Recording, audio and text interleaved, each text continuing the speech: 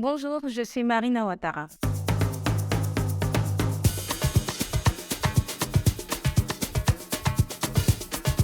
Donc, selon moi, l'assurance, c'est qui va assurer notre vie dans quelques années, dans 2 ans, 3 ans, ou même 5 ans, 10 ans. Donc, c'est quelque chose sur quoi tu peux t'appuyer pour prévoir l'avenir.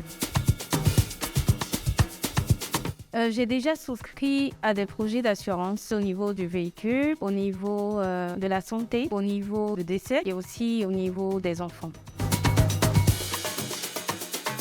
Donc, j'ai généralement des prélèvements mensuels. Après l'abonnement, on me fait un prélèvement automatique mensuel sur mon compte sur un certain nombre d'années. Donc, au cas où j'ai des problèmes, par exemple, je tombe malade ou il y a un décès, l'assurance s'occupe de l'enfant au niveau scolaire sur une certaine période. Et quand ça atteint un certain nombre d'années, peut-être 18 ans, l'assurance finance une partie de la scolarité de l'enfant.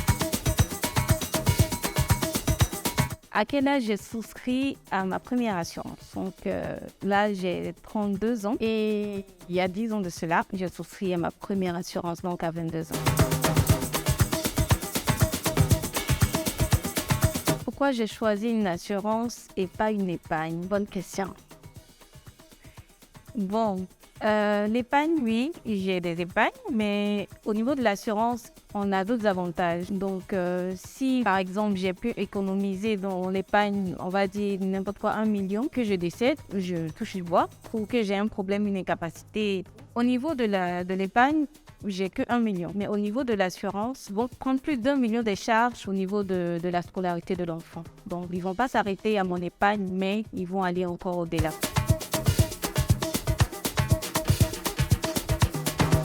Et je sais pourquoi elle vient pas.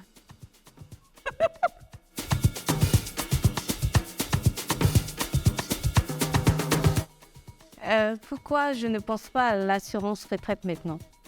Non, je ne veux pas dire que je ne pense pas à l'assurance retraite maintenant, mais je veux dire plutôt que j'y pense maintenant, mais je n'ai pas encore fait le pas.